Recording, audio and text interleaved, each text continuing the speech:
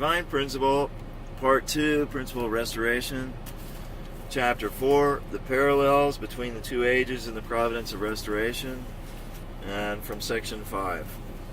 The period of Israel's exile and return, and the period of the papal exile and return. By falling into faithlessness without repentance, the people of Israel failed to realize the ideal of God's nation, founded upon the temple. To make another attempt at fulfilling this will, God had the people suffer hardships as exiles in Babylon. This was similar to when God had the Israelites suffer as slaves in Egypt, to restore to indemnity Abraham's mistake in the symbolic offering. In the period of the Christian Empire, God worked through the Pope and the Emperor to establish a kingdom prepared for Christ at his second coming. God's intention was that ultimately they would bequeath the empire and the throne to the Messiah when he was come as the King of Kings, and build God's kingdom upon that foundation. Yet the emperors and popes became corrupt and did not repent. The popes did not lay the spiritual foundation upon which the emperors could stand as the central figures for the foundation of substance. Therefore, the foundation for the second advent of Christ was not established. To begin a new dispensation, to restore this foundation, God allowed the popes to be taken into exile and suffer captivity. In the earlier period, nearly 70 years elapsed from the time King Nebuchadnezzar of Babylon took into captivity King Joachim and his royal family, as well as the prophets including Daniel and Ezekiel, priests, officials, craftsmen, and many other Israelites, until the fall of Babylon and their liberation by the royal decree of King Cyrus. It then took another 140 years for the exiles to return to their homeland in the three waves, until they fully reformed themselves as a nation united around the will of God, as proclaimed in the messianic prophecies of Malachi. Henceforth they began to prepare for the coming of the Messiah. In the period of papal exile and return, which was to restore this period through indemnity in the form of substantial parallels, Western Christianity had to walk a similar course. The popes and priests, sunk in immorality, gradually lost the confidence of the people. The authority of the papacy sank even lower due to the repeated defeats in the Crusades. The end of the Crusades saw the gradual collapse of the feudal system in Europe and the emergence of modern nation-states. As the power of the secular monarchies grew, the conflict between the popes and the kings escalated. In one such conflict, King Philip IV the Fair of France imprisoned Pope Boniface VIII for a time, and in 1309 Philip forced Pope Clement V to move the papacy from Rome to Avignon in southern France. For 70 years, successive popes lived there subject to the kings of France, until 1377, when Pope Gregory XI returned the papal residence to Rome. After Gregory's death, the cardinals elected an Italian, the Archbishop of Bari, as Pope Urban VI. However, a group of cardinals, mostly Frenchmen, rejected him, elected another pope, Clement VII, and established a rival papacy in Avignon. The Great Schism continued into the next century. To resolve this impasse, the cardinals from both camps held a council in Pisa, Italy, in 1409, which dismissed both the Rome and Avignon popes and appointed Alexander V as a legitimate pope. The two popes, however, refused to resign, creating for a short time the spectacle of three contending popes. Shortly afterwards, cardinals, bishops, theologians, royalty, and their envoys gathered for the General Council of Constance from 1414 to 1417. It dismissed all three popes and elected Martin V as the new pope, effectively ending the Great Schism. The Council of Constance insisted that the general councils of the Church had supreme authority, greater than that of the Pope, and with the power to elect or depose him, and directed that subsequent councils be held at regular intervals. Thus it sought to reorganize the Roman Church as a constitutional monarchy. However, in 1431, when delegates gathered for the next council, held in Basel, Switzerland, the Pope tried to adjourn the meeting. The delegates refused to leave, carried on in the Pope's absence, but to no effect. In 1449, they finally disbanded. The plan to institutionalize a constitutional monarchy within the Roman Church came to naught, and the papacy recovered the authority it had lost in 1309. The leaders of the conciliar movement in the 15th century had tried to reform the corrupt papacy by setting up a representative council composed of bishops and laymen and giving it supreme authority. Nevertheless, the papacy ended up reasserting its full authority, as it had not enjoyed since before its exile. Furthermore, these councils condemned more fundamental reforms as promoted by John Wycliffe, 1330 to 1384, and Jan Hus, 1373 from 1407 to 1415, who was personally invited to attend the Council of Constance, only to be burned at the stake. At that point, the die was cast for the outbreak of the Protestant Reformation. The period of approximately 210 years ran from 1309, with the papacy's 70 years of exile in Avignon, through the Great Schism, the conciliar movement, and the restoration of papal authority in the Roman Church to the eve of the Protestant Reformation, spearheaded by Martin Luther in 1517. Its purpose was to restore through indemnity, in the form of substantial parallels, the 210-year period of Israel's exile to Babylon and return.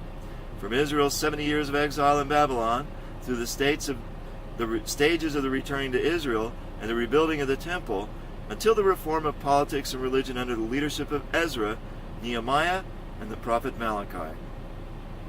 Section 6. The period of preparation for the advent of the Messiah, and the period of preparation for the second advent of the Messiah.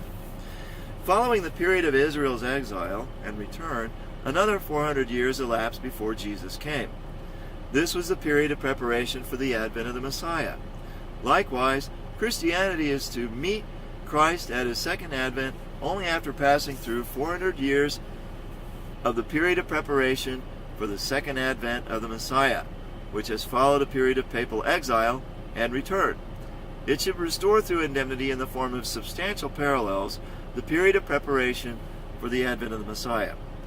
During the 4,000 years of God's providence of restoration from Adam to Jesus, vertical indemnity conditions had accumulated due to Satan's repeated defilement of the dispensations to restore the foundation of faith through periods of 40 for the separation of Satan.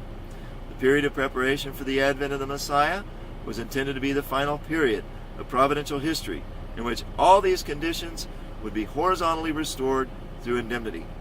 Likewise, the period of preparation for the second advent of the Messiah is intended to be the final period in providential history, when all the vertical indemnity conditions which have accumulated during the 6,000-year history of the Providence of Restoration since Adam's day are horizontally restored. Upon returning from the Babylonian exile, the Israelites established the foundation of faith by repenting of their past sin of idolatry, rebuilding the temple, which had been destroyed by King Nebuchadnezzar, and reforming their faith based on the Mosaic Law, under the guidance of Ezra the scribe. They then began to prepare for the coming of the Messiah, according to the word of the prophet Malachi. Likewise, after the papacy's return to Rome, medieval Christians established the foundation of faith by seeking to reform the Roman Church. These efforts culminated in the Protestant Reformation, led by Martin Luther. This movement pierced the gloom of medieval Europe with the light of the gospel and pioneered new paths of faith. One purpose of the period of the preparation for the advent of the Messiah was to restore through indemnity, in the form of image parallels, the approximately 40 years of Jacob's preparation to enter Egypt.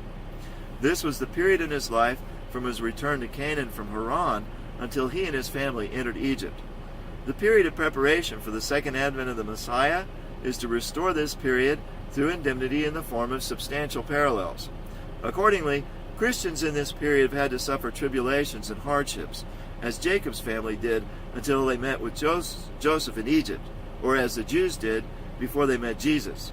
Specifically, in the age of the Providence of Restoration, people were justified before God by such external conditions as keeping the Mosaic Law and offering sacrifices.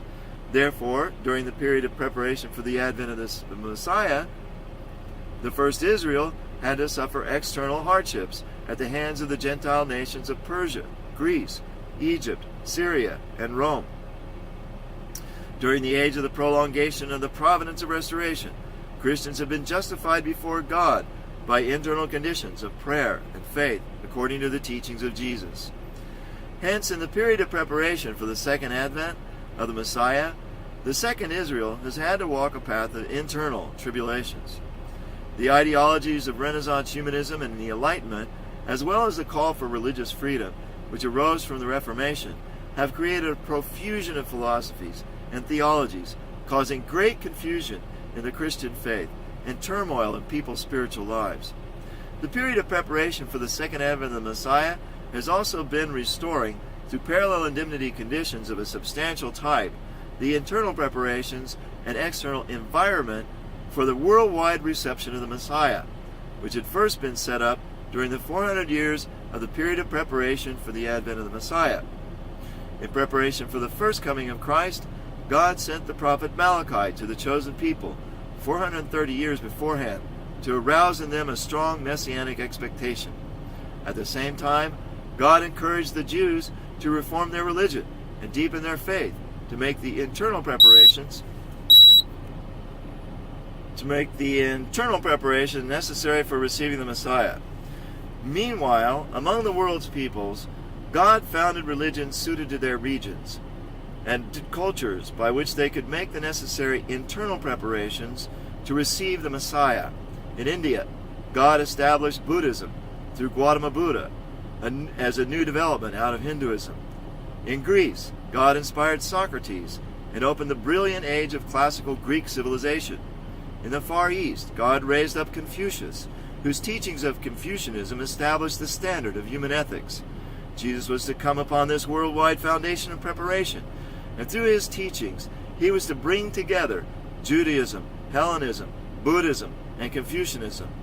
He was to unify all religions and civilizations into one worldwide civilization founded upon the Christian gospel. Since the Renaissance, God has been creating a religious, political, and economic environment conducive to the work of Christ at his second coming. This has been the age to restore through indemnity, in the form of substantial parallels, the earlier period when God had set up the worldwide environment to prepare for the coming of Jesus. Beginning with the Renaissance, progress in virtually every field of human endeavor, including politics and economy, culture and science, has increased at a rapid rate. Today, these fields have reached their zenith and have created a global environment conducive to the work of Christ at the second coming. In Jesus' day, the Roman Empire ruled vast domains around the Mediterranean Sea, integrated by an advanced and extensive transportation system, reaching out in all directions. This was the center of a vast Hellenistic civilization, founded on the Greek language. Thus, all the necessary preparations have been made for a swift transmission of the teachings of the Messiah from Israel, where Jesus lived, to Rome and to the world. Similarly, in the present era of the Second Advent, the influence of the Western powers has expanded the democratic political sphere throughout the world. The rapid progress of transportation and communication has greatly bridged the gap between East and West, and the extensive contact among languages and cultures has brought the world much closer together. These developments characterize an environment in which the teaching of the returning Christ can freely and swiftly be conveyed to the hearts of all humanity. This will enable his teachings to bring rapid and profound changes all over the globe. Section 7. The Providence of Restoration. The Progress of History.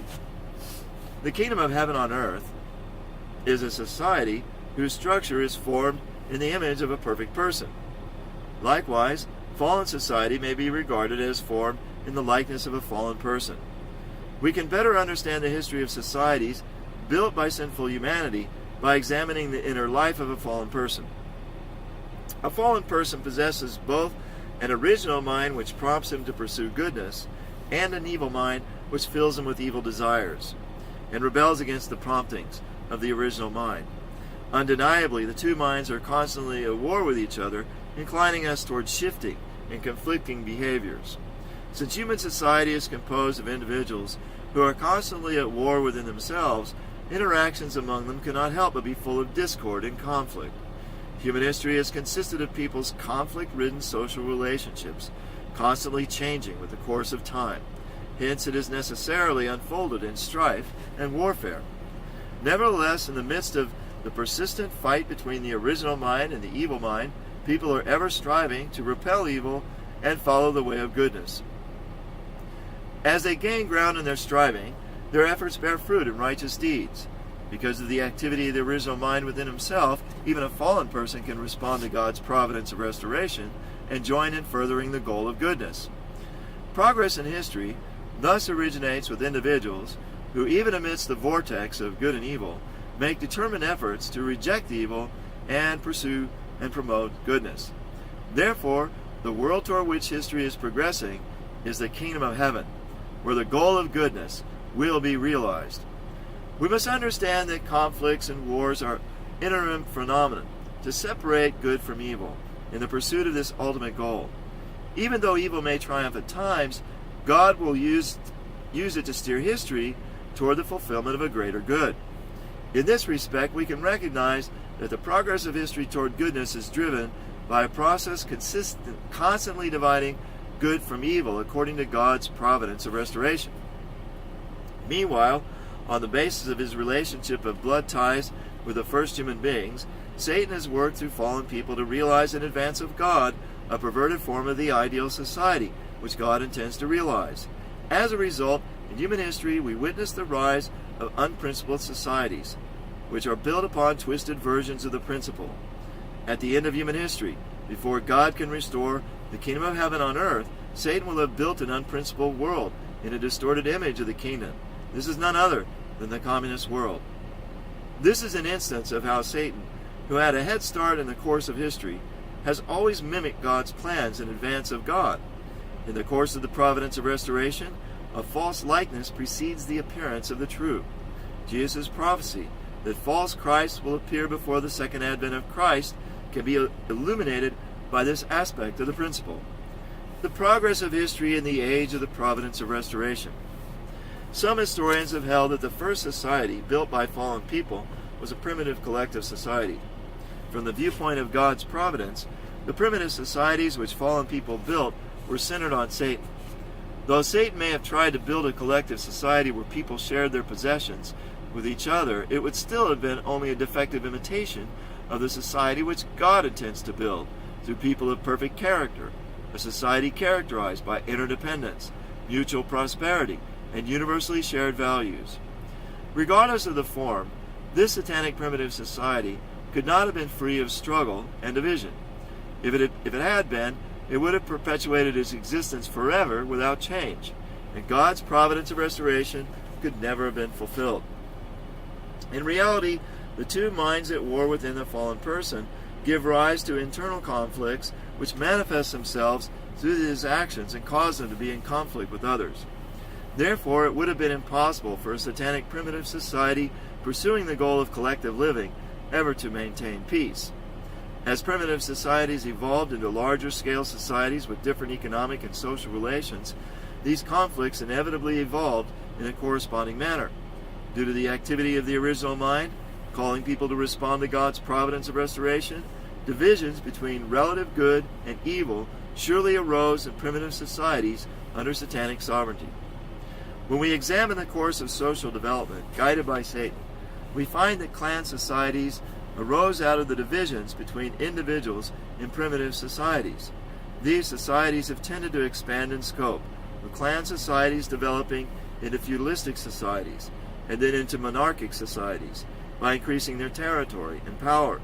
Satan preempted this pattern ahead of God because he understood God's plan to call good individuals out of the sinful world and have them build a good clan society, then expand to a good feudalistic society, and finally reach the stage of a good kingdom with territory and sovereignty sufficient for the Messiah to come and accomplish his work. God called Abraham out of the sinful world to be the standard bearer of goodness, and blessed him with descendants who would uphold the will of God. God raised up Abraham's descendants into the first Israelite clan society.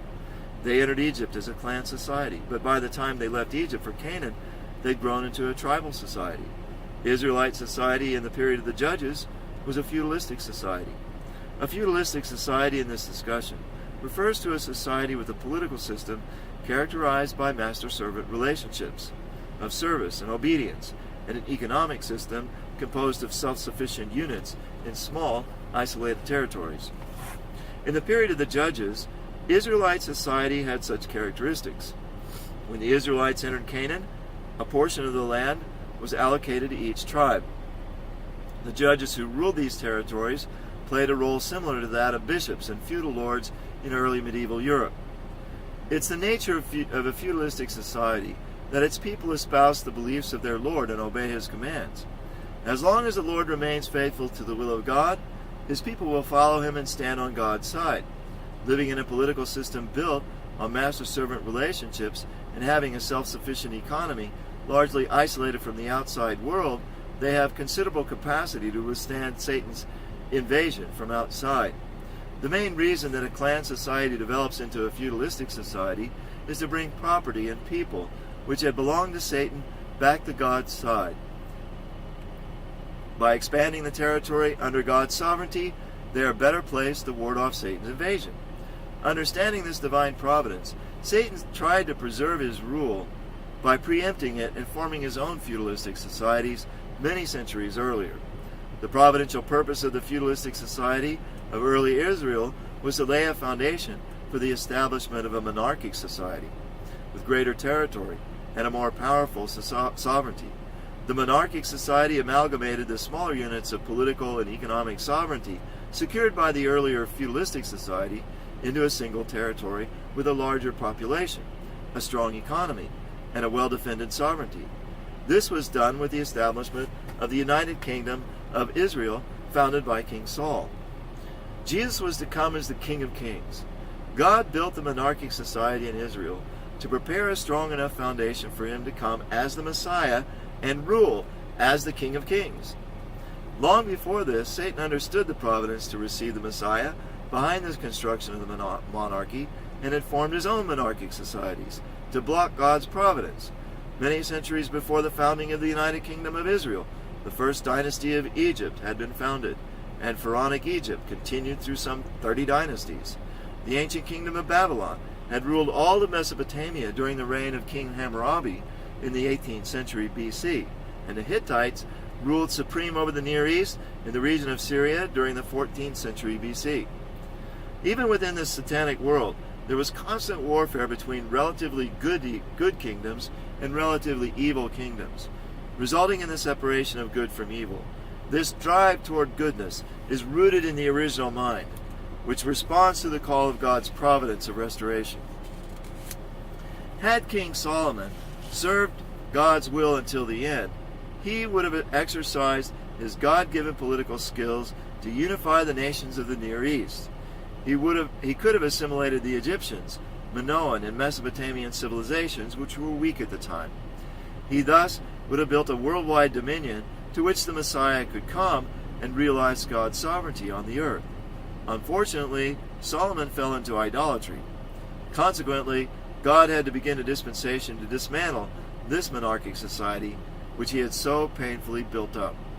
Since the kings of the United Kingdom of Israel did not lay the foundation for the Messiah, nor complete the groundwork upon which God could restore his sovereignty, God eventually divided the kingdom into two, Israel in the north, Judah in the south. When they continued to transgress against God's will, God let the northern kingdom of Israel be destroyed at the hands of the Gentile nation of Assyria. The Assyrians in the 8th century BC had conquered the entire ancient Near East, including Egypt, to build the first world empire. The kingdom of Judah upheld God's will for a time, but then rebelled against him. Hence, God allowed it to fall into the hands of the Neo-Babylonian Empire, which had supplanted Assyria as the second world empire. After the fall of Judah, God kept the throne of Israel vacant and put the Jewish people under the control of successive Gentile empires for most of the period leading up to the coming of the Messiah. Most notably, God placed them in the Hellenistic cultural sphere, which laid the ideological framework for democracy. God fashioned Israel's society in the form of democracy in order that when the Messiah came, he could be hailed as their king by the will of the people, who should have welcomed him wholeheartedly. However, the Jewish people did not so elevate Jesus. Without public support, he was crucified. Consequently, at the consummation of the providence which had begun 2,000 years earlier, with the calling of Abraham and his descendants out of the sinful world, its purpose was attained only spiritually. The progress of history in the age of the prolongation and the providence of restoration. The providence of restoration in the history of the West. The Roman Empire, which had persecuted Christianity, finally knelt before the crucified Jesus in the 4th century and adopted Christianity as the state religion. Nevertheless, the original providential role of the Roman Empire, which had unified the ancient world around the Mediterranean Sea, was to lay the foundation for Christ's kingdom on earth. Had the Jewish people believed in Jesus as the Messiah and united with him, the Roman Empire would have been won over by Jesus during his lifetime. Jesus would have been honored throughout the empire as the King of Kings. He would have established a worldwide dominion with Jerusalem as its capital. However, because the Jewish people disbelieved, Judea was destroyed and the Roman Empire was fated to decline.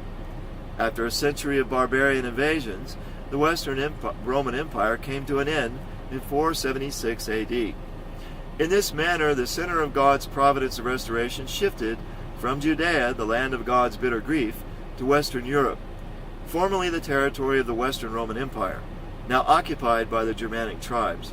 Accordingly, the spiritual providence of restoration, based on Christianity, has been conducted primarily in Western Europe. Only in Western Europe has the history of this era progressed strictly according to the pattern set by the providence of restoration. The history of Christianity in Western Europe provides us with the information about events which shaped the age of the prolongation of the providence of restoration. Mutual relations between religious history, economic history, and political history. To enable human beings to rule both the spirit world and the physical world, God created them as dual entities of spirit self and physical self. Had human beings not fallen, their spirit self and physical self would have reached perfection together. Their spiritual intellect and physical intellect would have joined in complete harmony during earthly life.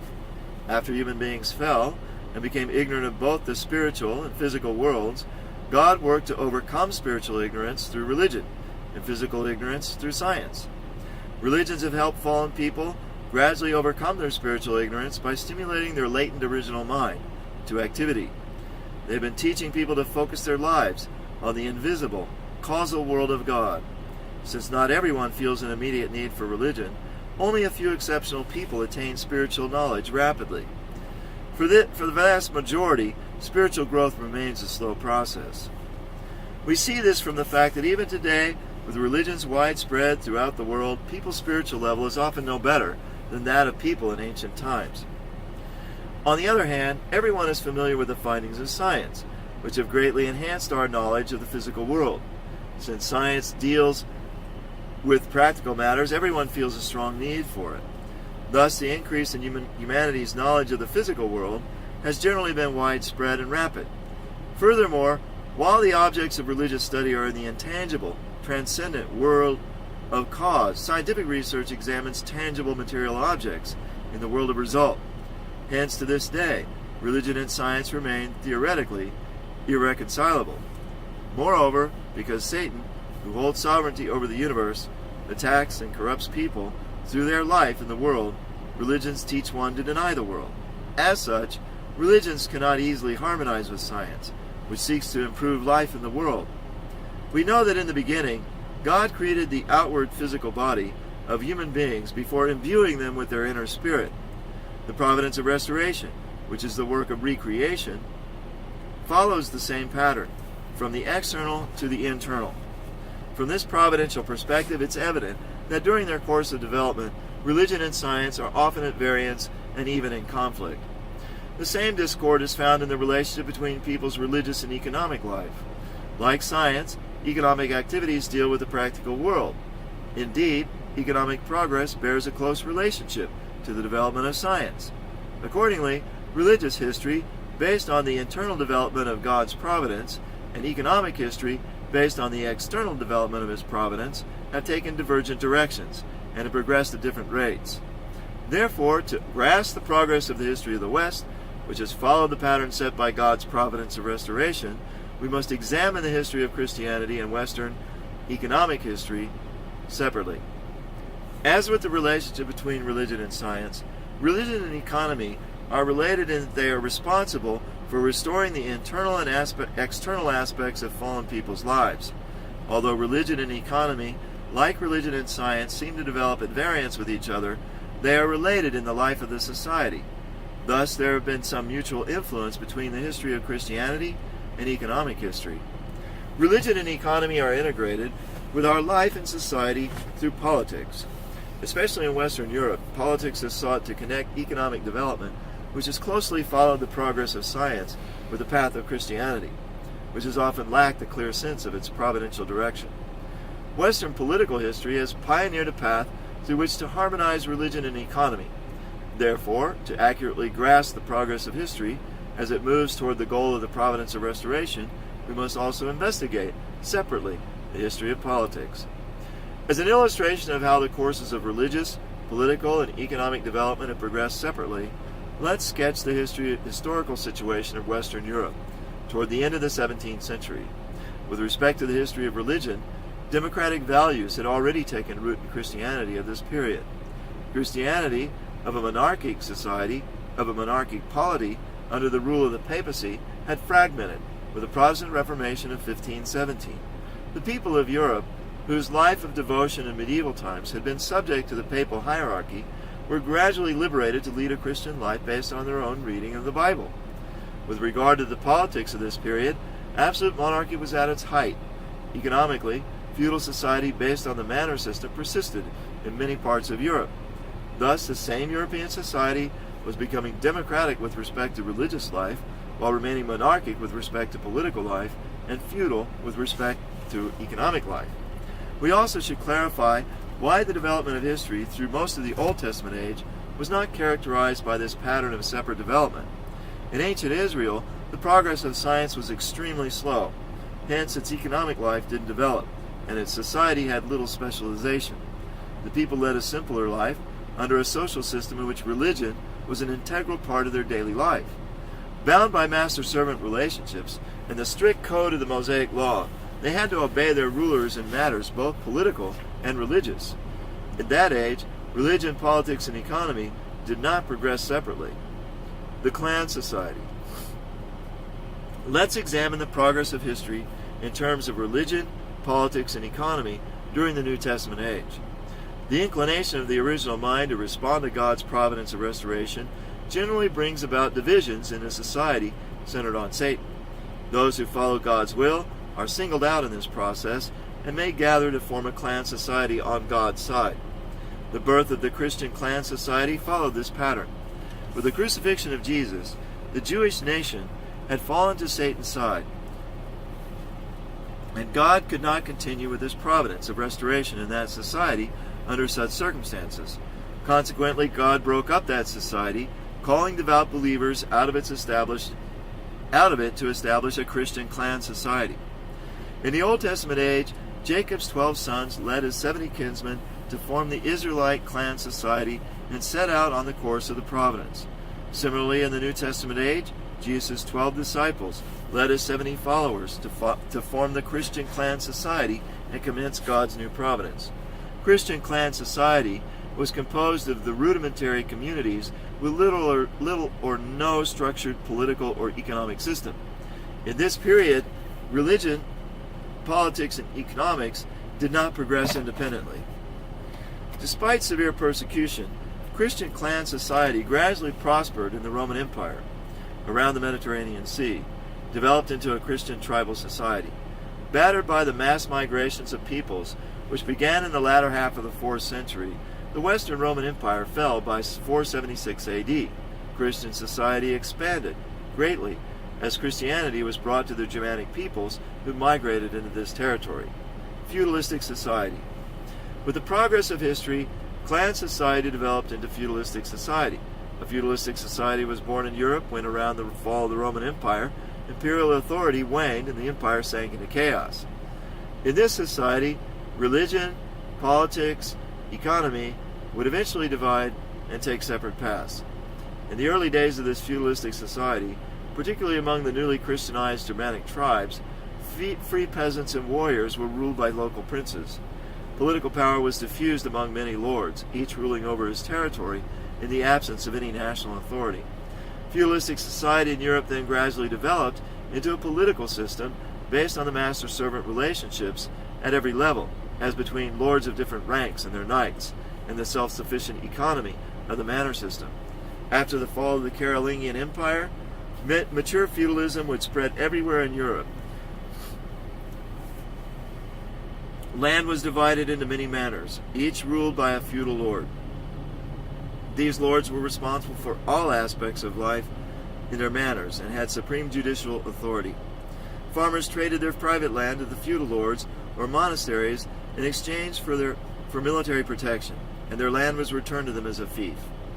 Vassal knights received manors from their feudal lords in return for service as their private soldiers. While the lower-ranking knight might own only a single manor, each king or great lord possessed hundreds or thousands of such manors, which he distributed as fiefs to his vassals. The kings had limited power and were no more than great feudal lords. Religious life in Europe during the period of the regional church leadership developed along the same lines as the early feudalism of its political and economic life. Hence, it may be termed feudalistic Christianity. Patriarchs, bishops, archbishops assumed positions corresponding to major, medium, and minor feudal lords. As a king was only one of the great feudal lords, the Pope was only one of the 5 patriarchs. The political structure within the Roman Catholic Church was founded upon strict hierarchical relationships between master and servant. A bishop or abbot had a social rank and power comparable to a secular feudal lord. Acting as the lord of his church estates, he could, if necessary, raise an army from the ranks of his vassals.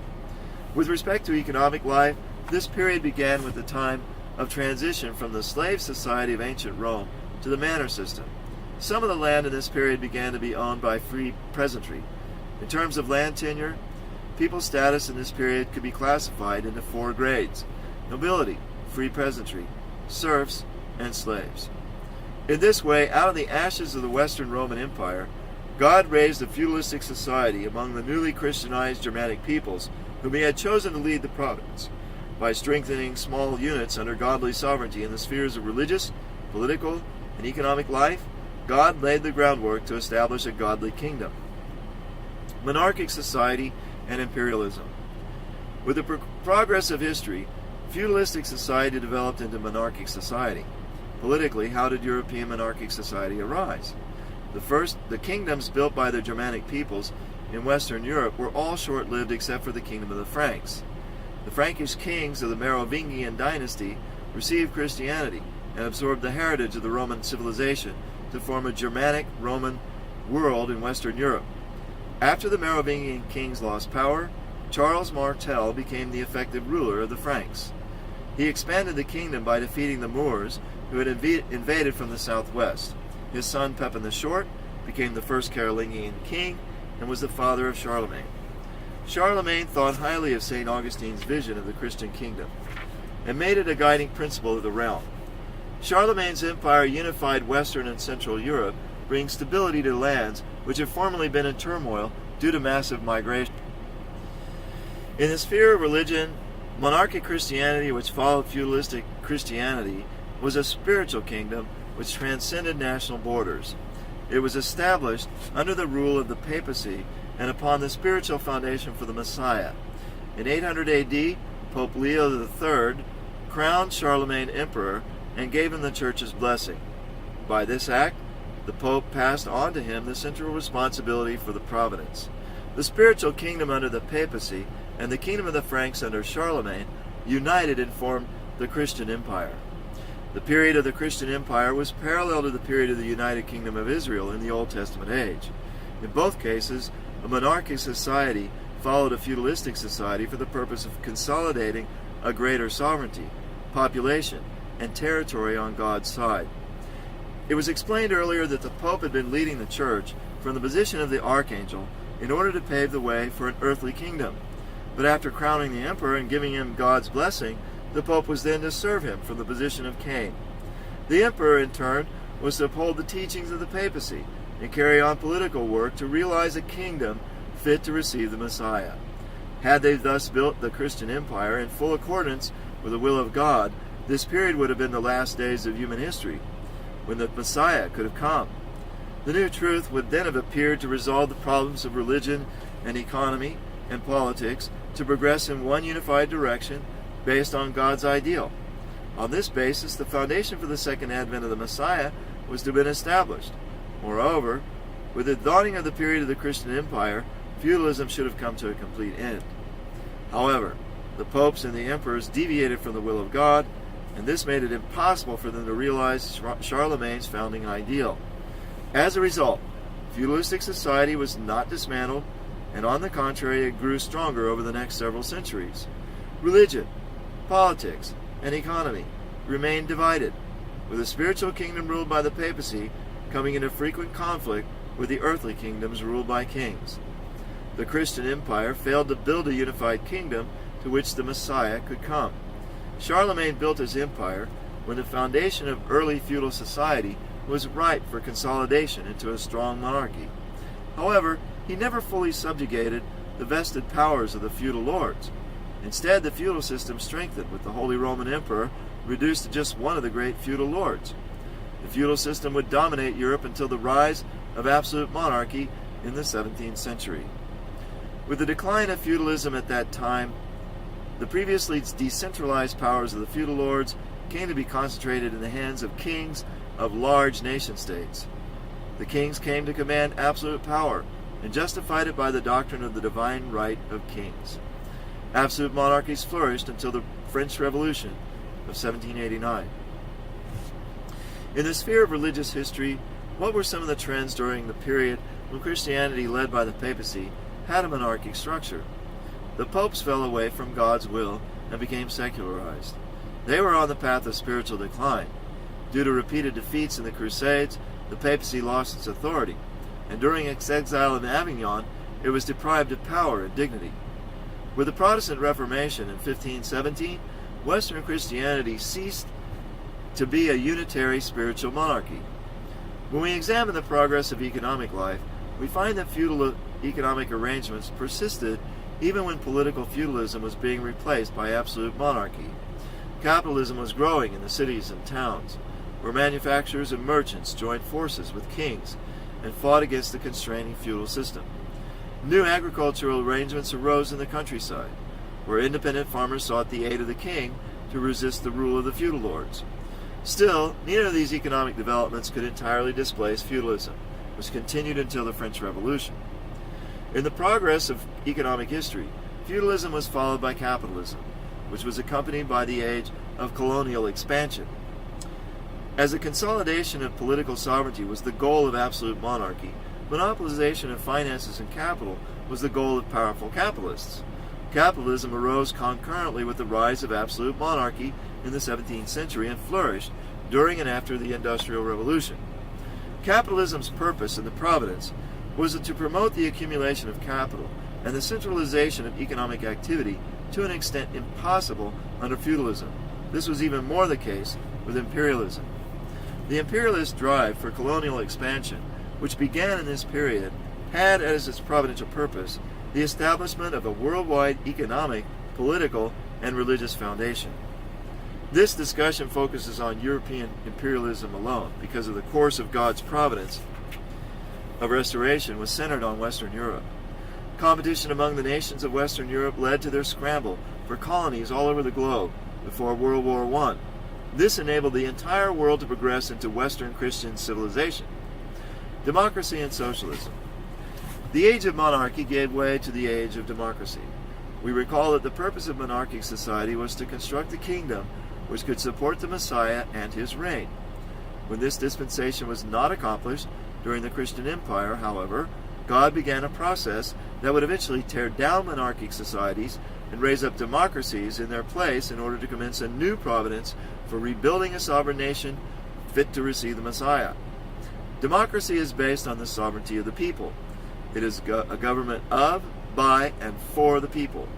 Its purpose is to destroy the political monopoly of monarchy, which had deviated from God's will, and to establish a new political system capable of accomplishing the goal of the Providence of Restoration, namely, to receive and support the Messiah as the King of Kings. How can democracy accomplish its purpose? With the flow of history, Humanity's spirituality has become enlightened due to the merit of the age and the providence of the restoration. People's original minds respond to the providence and seek religion. People's original minds often without their knowing why. Eventually, people will come to receive Christianity, which God is raising to be the highest religion. In this way, the world today is converging to form a single civilization based on Christian ideals. As history nears its consummation, the will of the people inclines toward Christian values. Democratic governments, which abide by the will of the people, also gradually become more Christian. Thus, when the Messiah returns to societies under the rule of democratic governments, well matured by the Christian spirit, he'll be able to establish God's sovereignty upon the earth with the wholehearted support of the people. This will be the kingdom of heaven on earth. We need to understand that democracy was born to undermine satanic monopolies of power for the purpose of God's final providence to restore, by the will of the people, a heavenly sovereignty under the leadership of the returning Christ. The democratic movements which rose against the absolute monarchies of the 17th and 18th centuries gave rise to revolutions in England, America, and France. These revolutions destroyed monarchic societies and gave birth to today's democratic societies. The different forms taken by democracy according to the providential trends of Hebraism and Hellenism will be discussed in the next chapter. The progress of history in the religious sphere moved to the stage of democratic Christianity after monarchic Christianity was shattered by the Protestant Reformation of 1517. Through the Reformation, democratic forces within Christianity dismantled the spiritual kingdom over which the papacy had commanded sole authority. God's original desire was that the Christian empire unite with monarchic papal Christianity to build the kingdom to which the Messiah could come.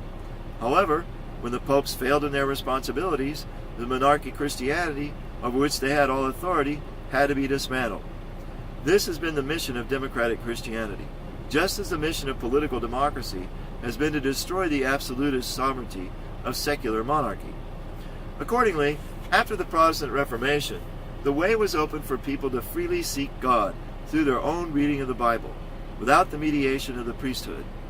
People were no longer subjected to the authority of others in their religious life, but could freely seek their own path of faith.